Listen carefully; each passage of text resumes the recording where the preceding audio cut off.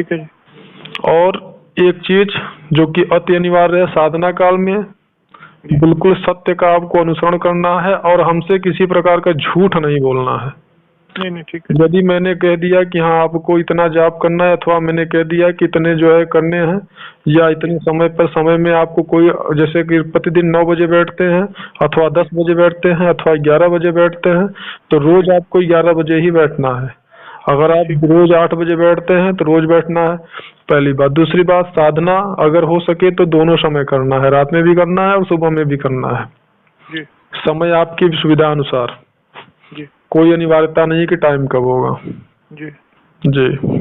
और कितनी अच्छा तो सर गुरुजी अगर मतलब हवन में मुझे थोड़ा सा है कि घर वाले थोड़ा सा शक करते हैं, वहम करते हैं, तो अगर तो हवन के लिए दूसरा विकल्प यह है कि आप हवन की जो मतलब कि जितनी मात्रा, जैसे मान लीजिए आपने 10,000 जाप कर लिया जी। तो उसका दशांश होगा 1,000 जी। 1,000 जो है आपको हवन करना है और 1,000 का दशांश आपको मार्जन तर्पण करना है और उस तर्पण का एक दशांश आपको मार्जन करना है। तो ये सारी चीजें करके आपको ये देखना है कि मेरा कितना पैसा उसमें खर्च होता है। उसके अनुसार आपको पैसा किसी पंडित जी को या किसी गुरु को मंदिर में जाकर के आपको सामग्री खरीद के उनको दे देना है और साथ में दक्षिणा भी दे देना है, जो कि विश्वास पात्र आचार्य आपके हों, जिनको कि लगे कि हाँ ये मेरे नाम से संकल्प करके देवी के लिए हवन कर देंगे। ठीक।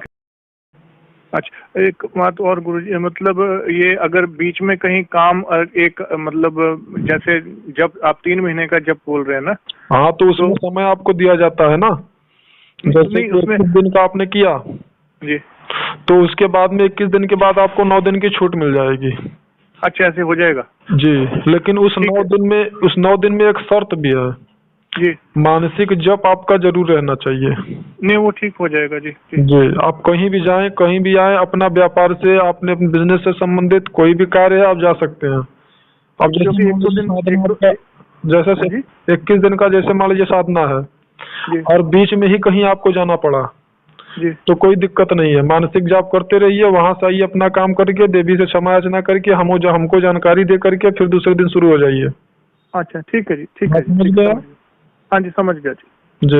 और कोई बात नहीं बताएं? बस अभी यही है जी, अभी थोड़ा सा यहाँ पे ठंडी ज्यादा है जी, तो थोड़ा सा होता है तो मैं आपसे फिर मैं दीक्षा वगैरह लेके फिर मैं शुरू करता हूँ जी। हाँ तो एक चीज और बता दे, आपको ठंडी है तो ठंडी में आपको रात्रि काल में स्नान की कोई आवश्यकता नहीं है।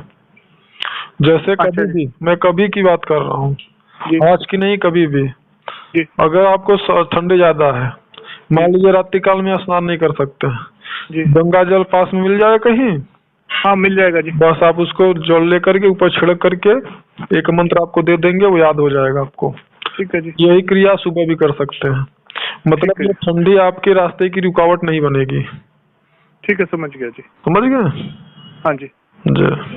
तो मैं आपसे ना थोड़ा सा, जैसे अभी थोड़ा सा मौसम, अभी धुंध वगैरह पड़ रही है, बहुत बुरा हाल है जी, थोड़ा सा लेके मैं आपसे फिर बाद में फिर संपर्क करता हूँ जी। जी आप बिल्कुल कर सकते हैं, बस आप ये जान जाइए कि जैसे कि आपका आज षष्ठी है, षष्ठी मतलब 6वां दिन जी।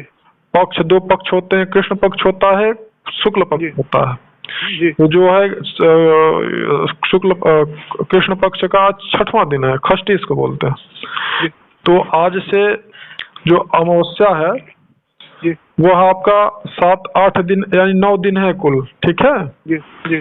तो 9वें दिन ही आपकी सामग्री प्राण प्रतिष्ठित होगी, उसके बाद ही आपको प्राप्त होगा। ठीक है? हाँ जी समझ गया। क्या समझ गए बात हमारी? ये महीना निकल जाएगा वो जी। तो महीना का मतलब यह है कि जैसे 9वें दिन आपका प्रतिष्ठित होगा जी। तो एक बात पूछनी थी जी, यहाँ पे मैं सोता हूँ, वहीं पे साथ में मैंने छोटा सा वो मतलब पूजा का स्थान बनाया हुआ है जी।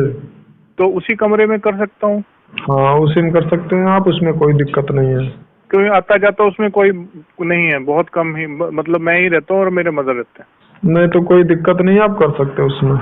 ठीक है गुरुजी, ठीक है, मैं गुरुजी फिर आपसे संपर्क करता हूँ जी, है ना? ठीक है, ठीक है, धन्यवाद जी, धन्यवाद।